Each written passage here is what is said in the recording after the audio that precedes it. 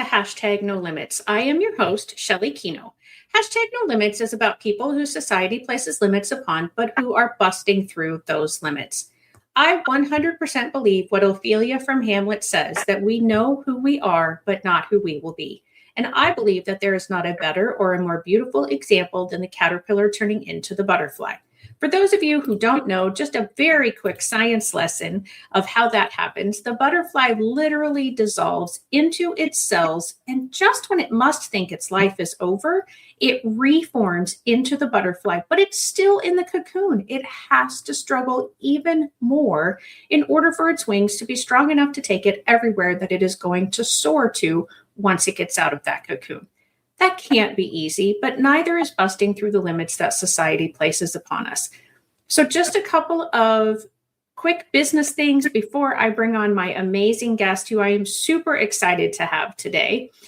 Be sure, if you're watching, this is a recorded episode, so everyone is watching in the replay. So give us a hashtag replay and where you're watching from. And if you have any questions for Katherine or myself related to the episode, please be sure to put those in, and Katherine or I will get back and answer depending on who it's directed toward. And make sure that you like and subscribe to this channel so that you do not miss one episode of all of the amazing guests that I have. So without further ado, I'm going to bring on Katherine Wolfe. Katherine, welcome. How are you? Hi, I'm wonderful. Thank you. I'm so glad to be here. Awesome. I am so excited to have you here. A couple of years ago, you spoke at the Christian Business Women's Breakfast in St. Louis, Missouri, and that is where I was introduced to you. And I was so touched and inspired by your story. And so I'm really pleased to be able to bring you directly to my audience so they can hear that incredibly impactful and powerful story. So let's just jump right in. Tell us about yourself, who you are, kind of leading up to what brought you to this moment here today. Oh, sure. I'm just a regular girl from Athens, Georgia, who married my college sweetheart and moved to California, and had a 6-month-old baby 3 years into our marriage, and was checking all the boxes for the good, easy life I was supposed to have when my brain exploded. Not really, but I had a massive brainstem stroke due to an AVM, an arterial venous malformation I did not know that I had. I was completely typically able-bodied before, and there was no warning, no symptoms, no medical history, no family history, nothing, but a birth defect in my brainstem ruptured, a malformation, and caused the massive brainstem stroke I had, which doctors would operate for 16 hours through the night to save my life. And as you can see today through my paralyzed face, there are pretty significant limitations, as you said, since the stroke. I can no longer walk unassisted. I cannot drive a car. I have limited use of one of my hands, and many other deficits. But life has gone on. That was nearly 18 years ago now. And I have a wonderful, flourishing life. I've gone on to have another child, another biological baby. I have this amazing camp that I founded for families where someone has a disability. My husband and I opened a coffee shop here in Atlanta, where I live, that employs people with disabilities to work. And I speak, as I did in St. Louis several years ago, and I write books, and I celebrate the fact that people living with disabilities are among the most under-resourced minority group in the world. And I get to champion and steward this story to point people with disabilities and really all human beings to hope that heals. That is incredible. And there's so much that I would like to unpack from there. So first of all, you said you were, I think, 26, 25, 26. I was 26, yeah. No warning signs to this whatsoever. And nope. But it was there from birth, right? You said it was a birth defect. So absolutely. I want to point that out a little bit, because I so often have said every one of us is one breath away from being a person with disabilities. And your story absolutely solidifies that. The fact that there were, like you said, your life was going along just the way you had kind of always imagined it. And then all of a sudden it was completely and vastly different. And the reason I think that is so important for people to understand is I am sure that since you have had that stroke, you have been treated very differently from before you had that stroke. And one of my goals with #NoLimits is to get people's perspectives to change about people with disabilities. Because of what I want to talk about next, which is what are some of the ways that you have been treated differently from before stroke to after your stroke? Oh, goodness. Well, there are many. I mean, if you were just to see me in the grocery store, you might assume that I am cognitively impaired and thus speak slower or louder or in a very condescending tone. And that happens very regularly. And I think so much of how people not only speak in a weird way, but also many well-meaning strangers offer advice on how to get well. Oh my gosh. Don't you think I've done the thing that you're probably referencing? Like, I really need to get in some cold plunges. Do you really think that's yeah. Thank you for that. Yeah, that's unfortunately the reality for so many brothers and sisters using adaptive devices or with disabilities, is strangers suddenly feel like they have permission to tell you what you need to be doing to get well. And I've gotten some thick skin, thankfully, and that doesn't bother me much anymore, that people are trying to express care and concern. They just don't do it very well and say weird things. Right. And yeah, and it is so, like you said, I think they're it comes from a place of goodness and they think they're being helpful. Yeah. I think it also, though, comes from a place of feeling awkward and not knowing what to say. Absolutely. So they just revert to, as you said, speaking slower, speaking louder. They assume, and I don't understand why that is, that just because you use an adaptive device such as a wheelchair or a walker to get around, or a cane, that your cognitive ability is affected as well. Right. And many times, for many that have had my specific traumatic brain injury, cognition can be affected. However, with mine, my specifics are that my body very physically was extremely affected, but my cognition was not at all. So my memories, my personality, my faith has all been entirely intact from day one. So it's really interesting that people assume otherwise. Yeah, and again, as a goal of this show, that is to try to get people to presume competence and change afterwards if that's not the case, but it's always the case to some degree that there is some level of competence. It just the degree varies, I think.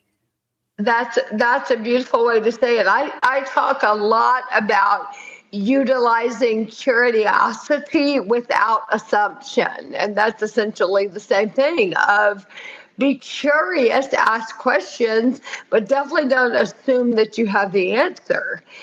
If you know one person with a disability, you know one person's specifics with their disability. That the whole difficulty of the disability community is everyone's specifics are very different.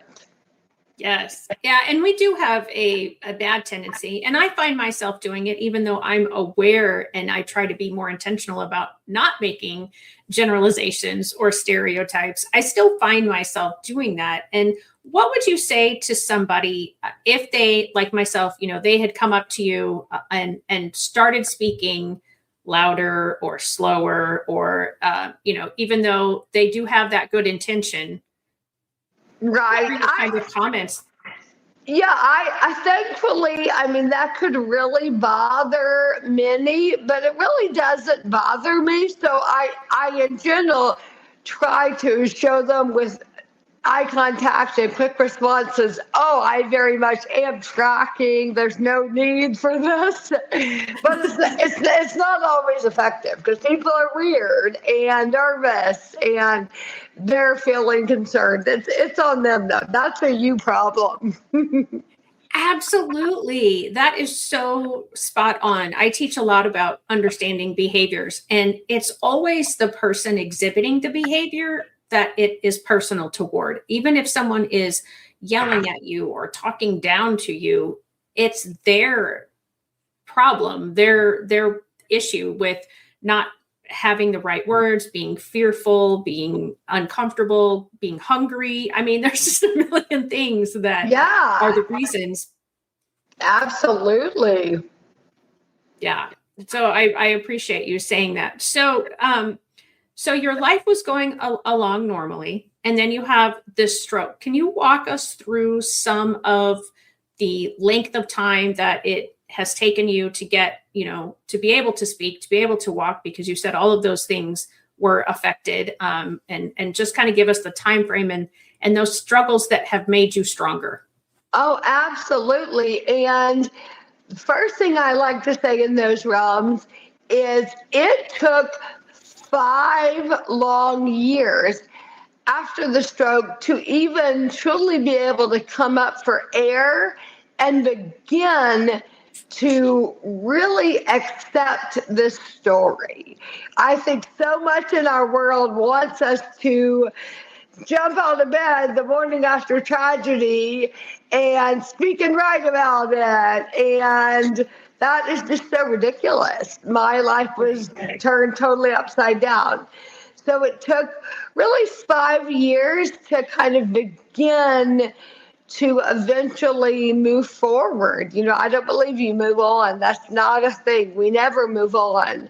I believe we can move forward eventually and begin to radically accept the story that I believe God is writing through my life. And that's what happened. It took initially the actual timeline is I spent 40 days in ICU on life support, 2.5 months in the acute rehab phase of the hospital, a year and a half in group brain rehab, and then was able to move back to a home setting and continue for nearly 3 more years of semi-full-time physical, speech, occupational therapy. And after about those first 5 years, I had relearned to walk using a walker and cane, but I largely used a wheelchair, and had begun to accept the things that were not changing, like my paralyzed face or a completely different sounding voice. This voice is not the voice I had for the first 26 years of my life. It's a completely new sound. And Wow. Yeah, it's bizarre. And I was right-handed, so I've had to relearn to do everything with my left hand, because my brain never switched to become left hand dominant. So unfortunately, my brain still wants to believe this hand will work, and I have no fine motor control in it. So I Oh my have to gosh. use, yeah, so I have to use my left hand, and that is extraordinarily challenging. And I'm fully deaf in one ear. So after the stroke, um, at a neurological level, hearing is completely impaired in this ear, which actually is one of my biggest issues to date, is not hearing fully out of one ear. It's very difficult. And another unending issue that has been very difficult is I have severe double vision. So, like right now, I see the computer screen, but then I also see another computer screen above this one and to the right. But I know that image is not real. And they actually performed 3 surgeries on me to try to correct this, and came to the conclusion that it also is a neurological um, issue, and my eyes can no longer fuse one image. So I permanently have double vision, which has actually been another pretty significant issue in my journey. But all of the deficits that are permanent, or at least permanent for now, nearly 18 years later, are stuff I've learned to live with and thrive within. The limitations of this story, there is plenty that is not quote unquote healed. I believe cured is the more appropriate word. However, I have an amazing full life, and I think I have hopefully made peace with the various limitations or deficits in my story. Yeah, I appreciate you sharing so much about that. And I have a friend, and she and I used to do a podcast called Friday with Fran. And we started that after she had a stroke. And she still, to this day, her stroke was, I think, 6 years ago. And she is still struggling with a lot of bodily things not working correctly. And one of them that she really has also, like you, is that double vision. And Yeah. she, I mean, I can't imagine what that must be like. It makes me think of when I go to the eye doctor every year for my new glasses prescription, and they put 2 different screens up, and then they say, okay, now tell me when they're, aligned, or tell me when they're even. Right. I having to see that all day long, every day, that's exhausting, I would think.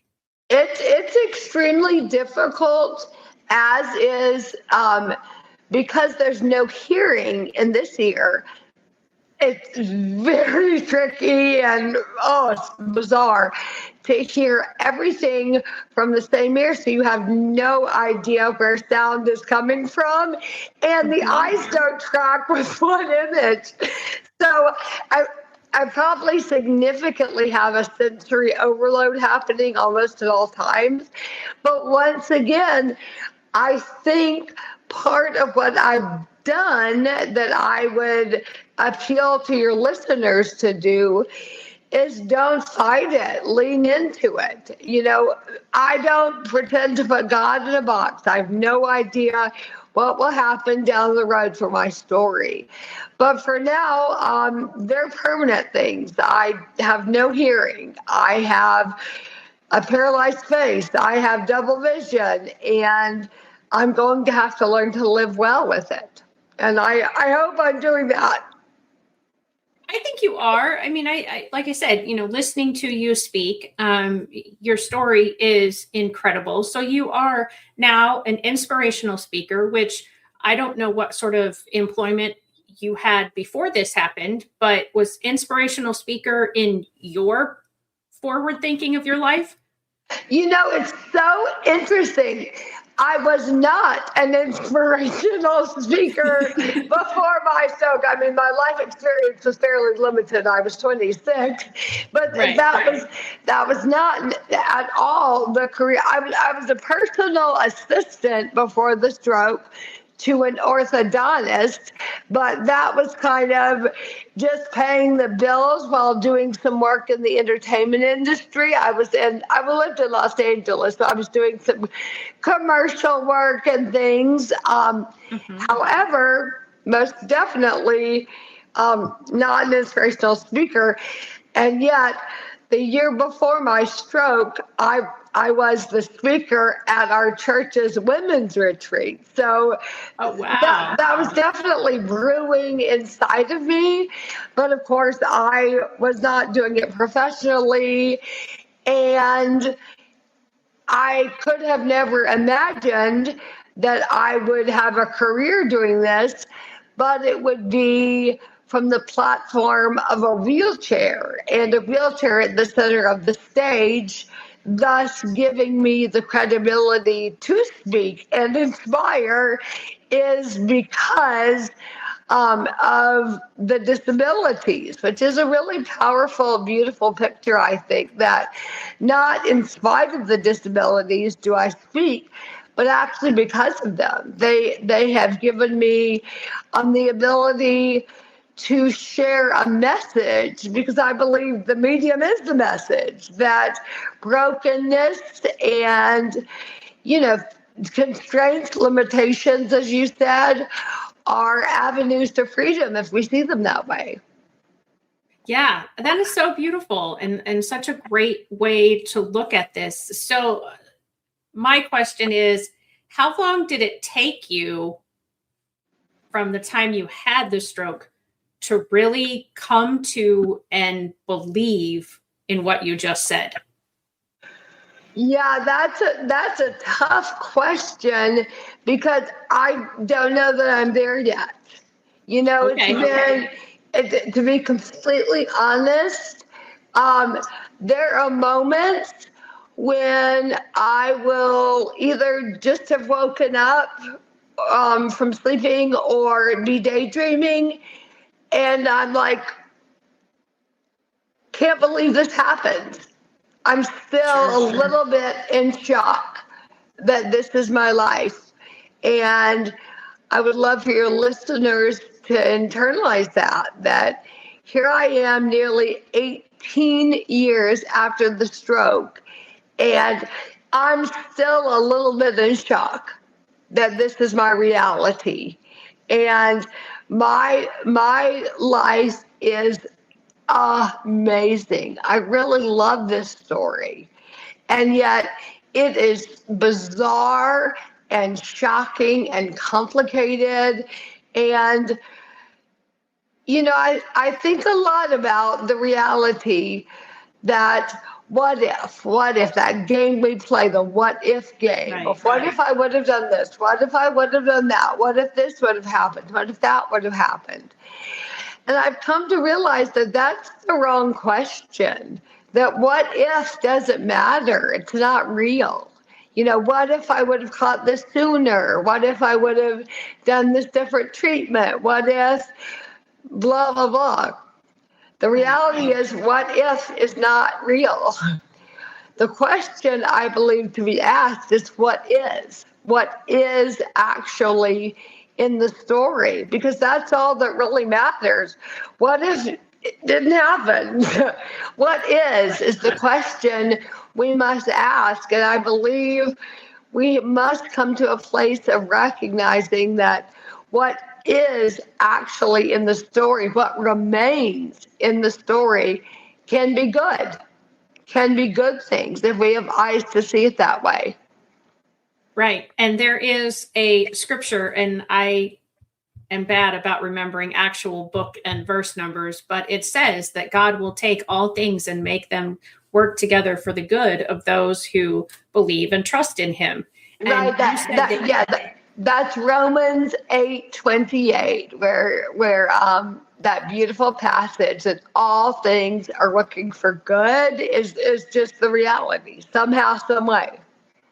That was the scripture and verse I was going to say. So I'm impressed with myself that I remembered that. I know that faith is a huge part of this journey that you're on. So can you talk about how your faith has helped you in those really dark moments that you just mentioned, when you kind of are like, oh my gosh, this is my reality. Absolutely. Awesome. I would love to talk about that. I never know, is this podcast secular? Can we talk about my faith? But you asked, so I'm delighted to. Yeah, faith has meant everything to my story. I have tremendous hope, faith, and a very deep conviction belief that this is God's plan A for my life, which is a pretty radical thought. This isn't just a mistake. No, no, no. This is how I am supposed to live out my days. And I have tremendous purpose because I believe that. I know that everything that has happened is all a part of what was supposed to happen. And when I live in that posture, it changes how I engage my days. I think I dealt with a lot of feelings of I shouldn't be here. I'm not worthy to be here anymore. My body doesn't work typically. I don't fit in this world. And I came to a place of recognizing that if that were true, let me say it this way. If I should have died and I'd be better off dead, I would have died. But I did not die. Yeah, I did not die. I lived. I'm here. So obviously, I am worthy of being here. I'm worthy of taking up time and space right here, right now, at this intersection of time and space, actually, because otherwise I wouldn't be here. Right. That is so beautiful. And I love that for you.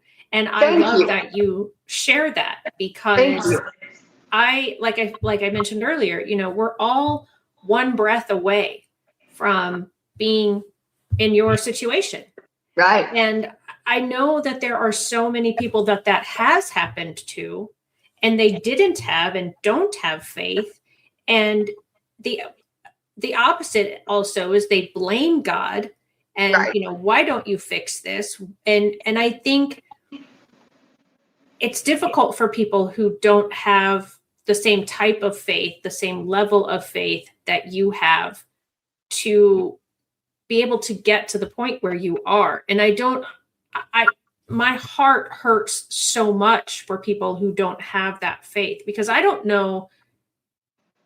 I mean, I've gone through some things in my life and I only got through them, I believe, because of my faith. Right. Absolutely. So it's really, I just, my heart hurts for the people who don't have that hope, which is, you say hope heals. And so is that hope that you talk about in your book and in your website is hopeheals.com. Is that the hope? Absolutely. The hope is Jesus. Jesus is our hope and has been in this story from day one.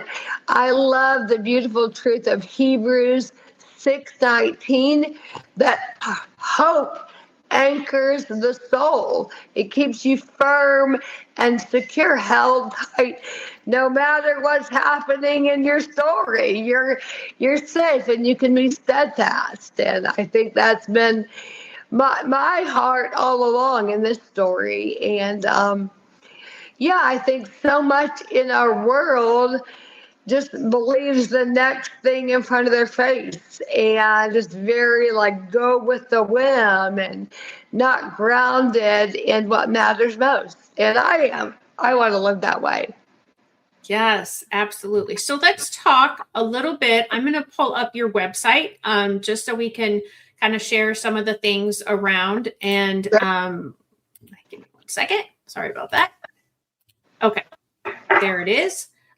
So some of these things, I love this, this whole front page of we're making faith accessible to people. We're making rest accessible to people and purpose. I just love how that constantly changes on that front screen. And so when people come here, let's jump over to, and hopefully my screen jumps with me. Awesome. Okay, it did.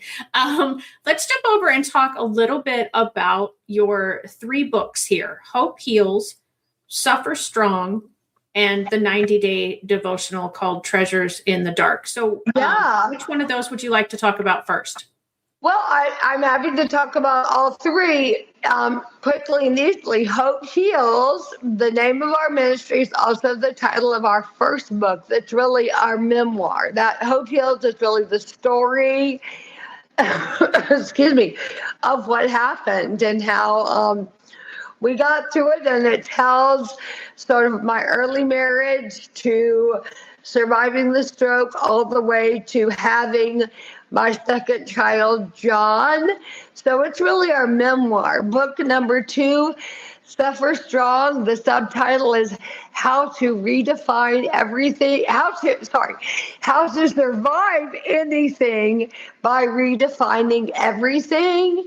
And is all about how I began a process of redefining everything in my life based on an accurate understanding of the upside down kingdom of God.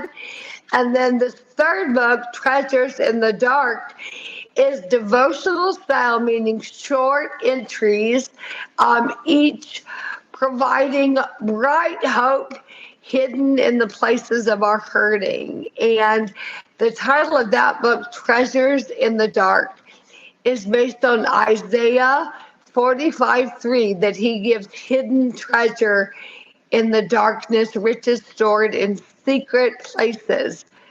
And I have long loved that passage, that God gives us treasure in the deep darkness in our stories that we get to cling to and let it inform the rest of our life. And I hope I'm doing that. I think you are, most definitely. Thank you. And so they are able to buy these books through your website. Are they available anywhere else? Yeah, they're available everywhere books are sold. Okay, perfect. Oh yeah, and Amazon, all that, yeah. Awesome. And I also see that you have a podcast, and I'm going to pop that back up here so people can see. I do. It's called the Good Hard Story Podcast, and I have conversations with guests this season about a number of things, but about soul formation at its core. Ooh. Okay. This sounds beautiful. And again, that can be probably found anywhere that podcasts are found. Yeah, absolutely. And it bears relevance in this moment to share if your crowd of listeners are people living with disabilities, that I am a part of another podcast that my friend Amy Julia Becker regularly is the face of, and it's called Take the Next Step. And it is a podcast for families where someone has a disability to flourish within their disability and live a flourishing life, taking the next step. And I would point your listenership to that podcast. Awesome. Thank you so much for both of those. And is there anything else that you would like me to point out on your website before I stop sharing? You are so kind. No, not well. Actually, you know what? Yes, you should share a picture of our coffee shop, Mend Coffee. Click on the Mend link if you can. Which link? Whoa. On I think at the top, the coffee shop, it links to Mend. Oh. Is it shop? No, it's Mend, MEND coffee. Yeah, I wasn't seeing it. Weird. Maybe it's not linked right now. Sorry. No, that's okay. I've got sacred. Oh, there it is. It's under sacred spaces. Oh, good. Okay. Wonderful. Okay. Yeah. So where is this located? It's in Atlanta, Georgia. It's in the heart of Buckhead, which is a region of Atlanta. And you should come next time you're in town. Yeah, this looks beautiful. Are these actual pictures from the shop? Yes. This is beautiful. Thank you. I don't get down south very often. And honestly, I try to avoid Atlanta because I usually drive. So I don't want to drive through all the traffic. But right, of course. Now that I have a special reason to go to Roswell Road, Atlanta, Georgia. So yeah, make sure if you're looking, it's Mend Coffee and Goods. So what is Mend? It's all in capital letters. So I presume it means something. Right. Well, first of all, the name of the coffee shop is Mend, MEND. And Mend has a very special significance to our Hope Heals community, because a part of healing anything, we believe, is mending it. And so much of the population of people, young adults in particular, who are living with profound disabilities, is that they are largely aging out of school systems and staying at home with aging parents. And their only social spheres are frequently paid caregivers, and they are usually under or unemployed. So there's really this crisis with the young adults with disabilities. So half of our staff at Mend is living with a disability. We call it an interability staff. So half of our staff is typically able-bodied and half have significant disabilities, and everyone is paid the same wage. And it's really glorious. You should come visit. That's awesome. And I'm loving the picture of the coffee shop with there's different butterflies. And I'm, as you heard at the beginning, all about the butterflies. Yes, I love that you referenced that at the beginning. I didn't know if you had been on our website and seen that there's such a theme for me, or if you just totally randomly said that. But I love that. That's so cool. Yeah. No, that's been so is it okay to stop sharing your website, or is there anything else before no, perfect. Okay. Please.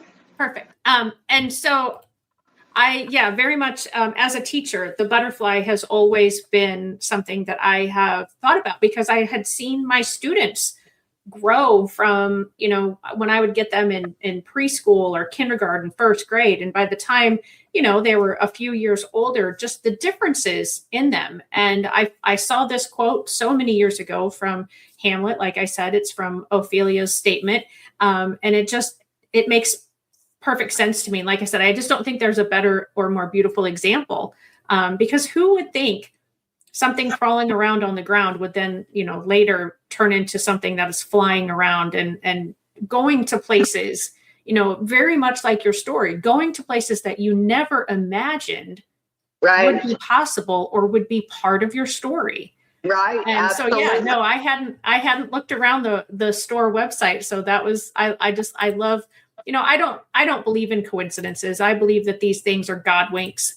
Absolutely. I don't either. All God winks as well. My 10-year-old son calls it a Godcidence. There's no such thing as a coincidence, but a Godcidence. That's so cute. That's so cool. So let's talk about that a little bit. So you had your first child before the stroke. And then you had the second child. So if your child is 10 and your stroke was 18 years ago, so 8 years after your stroke. So are you okay sharing what that process, how you got your mind into thinking that you wanted to do that again, or that it was even possible again?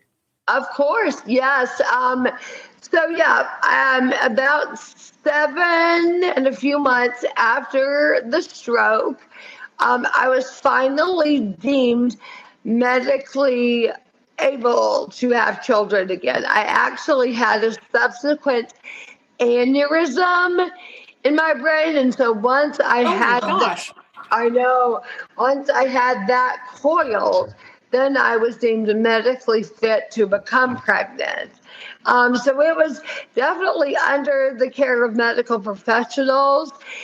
And as far as the will, um, I had always wanted a large family. So the thought of now Okay. having an only child was kind of sad to me. I know many wonderful only children, nothing negative to say there, but I wanted a big family. I'm a Southern girl. And yeah, I think that after the stroke, that seemed like it was no longer possible. And around the 6 year mark, a girl who was also in brain rehab when I was, who had become a quadriplegic, she had a baby.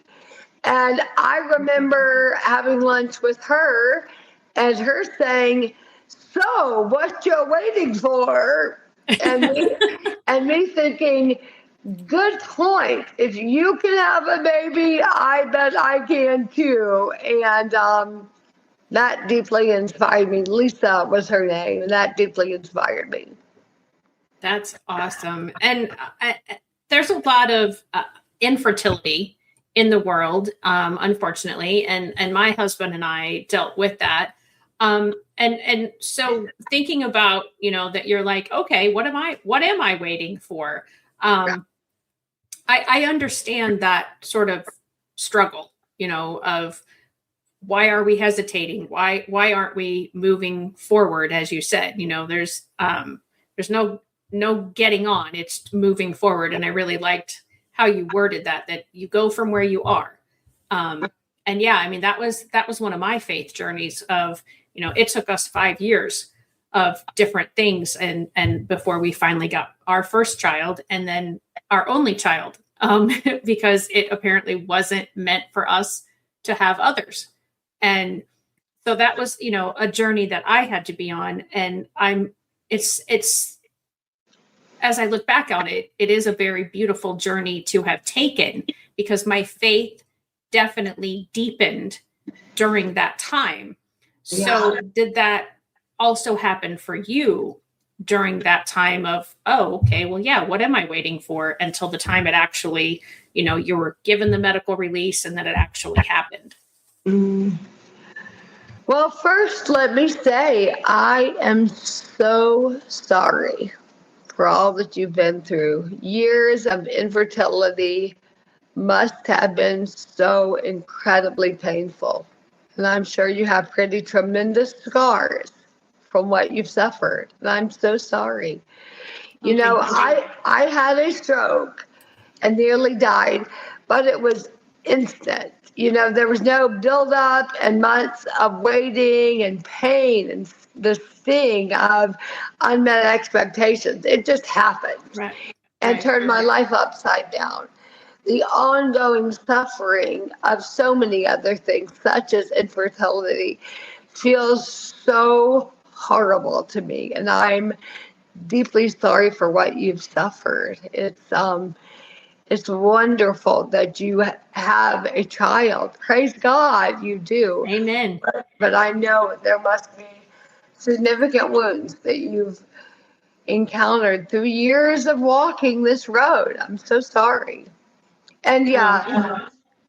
Thank you. It's always interesting because somebody, like I'm thinking your situation is more difficult than my situation, but it sounds like you might almost think the opposite. This is what I think. I think that what is happening to you is the worst. That if you hurt your finger, if you get a paper cut, then it's all you're thinking about. And it's really bad to you when you get a paper cut. And in the same way, when we have pain in our own lives, no matter what it is, it hurts. real bad. And I like to say what is most personal in each of our stories is the most universal thing in each of our stories, because it's pain. It's all different, but it's all the same. We all have suffered things we didn't know that we could survive, honestly. And here we go. We're doing it. And it's all really hard and complicated. And we survive what we have to survive. And we get through it, whatever it is. So, yeah, I think it's all actually very equal. It's different brands of brokenness, but it's the same story of suffering. Ooh, that sounds like a book title. Different brands of brokenness. Maybe that's your next book. Maybe it will be one day. Yeah, or maybe I will use that. I'm an author as well, and maybe that could be. I've had people ask. I have one book out, and people have asked me since that one came out in 2020. Are you working on another one? Are you going to do another one? Oh, good. And I was led to write the first one by the Lord, and my answer is for the second one: if the Lord leads me, then it will be written. If He doesn't lead me, then I'm not going to do it, because He has a purpose for the first book. And if He has a second book in me, He would have a purpose for that. So I don't want to do it if He doesn't lead me to do it. But my first book is about 9 different families who have someone who is neurodivergent in their family, and for them to share what their journey has been like or was like up to that point of the book coming out. And so many people have asked me, like, well, what's going on with these families? So maybe Different Brands of Brokenness is is the next title of a continuing story from the first one. Maybe so. You feel free to use it. Feel free. Well, I'll tell you what, whichever one of us the Lord leads to write another book first gets that title. How about that? Okay, good deal. Good deal. Yeah. Well, Katherine, I have so enjoyed talking to you today. And I want to talk before, though, we go about your Hope Heals camp. You mentioned it before, but we really didn't dig into what it does, who it's for, how it operates, how people apply, and all of that sort of stuff. So can you go through some of that with us right now?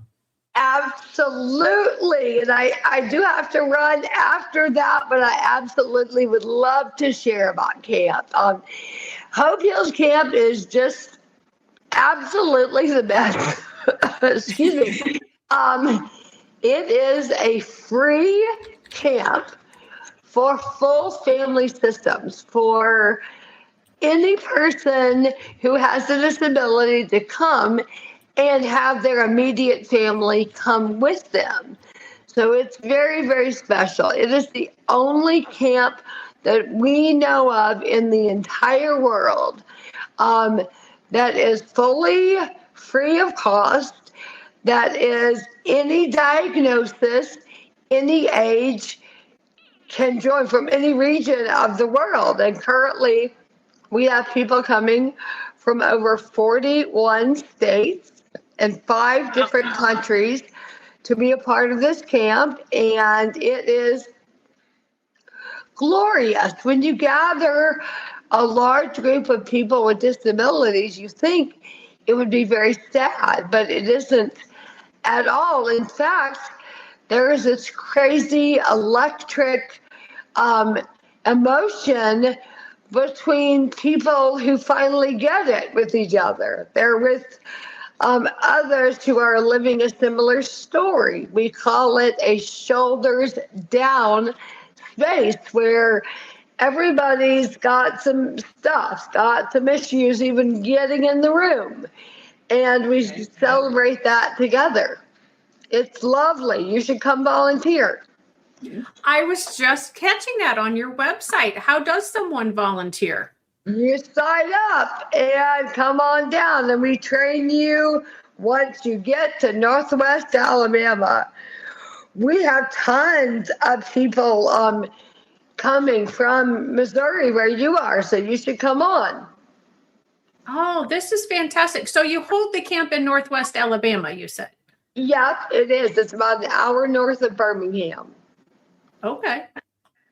Yes, I We'll definitely be looking into that. And thank you so much for sharing about that and for doing that. To make it free for families is absolutely incredible, and I'm sure divinely arranged.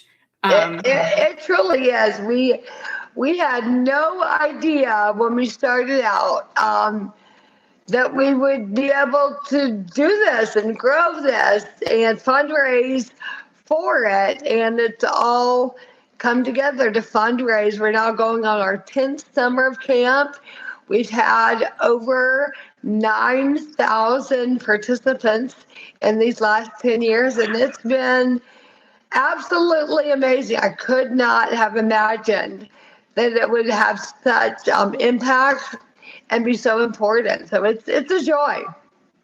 Yeah, it sounds like it. I'm very excited to check it out and learn more about it myself and see if I can possibly volunteer and my husband, and we could just make that our thing for the next, maybe not, I don't know if you're still looking for 2026 volunteers, but maybe 2027 if 2026 is full. At 2026, there are still volunteer slots at weeks 3 and 4. So come to one of those weeks. Okay. All right. We will look. I will definitely be looking into that, Katherine. Again, thank you so much for being my guest today. Your story is absolutely incredible and beautiful, and 100% goes along with #NoLimits and the caterpillar turning into the butterfly. And I just, from the bottom of my heart, thank you so much. God bless you and have a great week. Oh, thank you so much. It's been a joy to talk to you.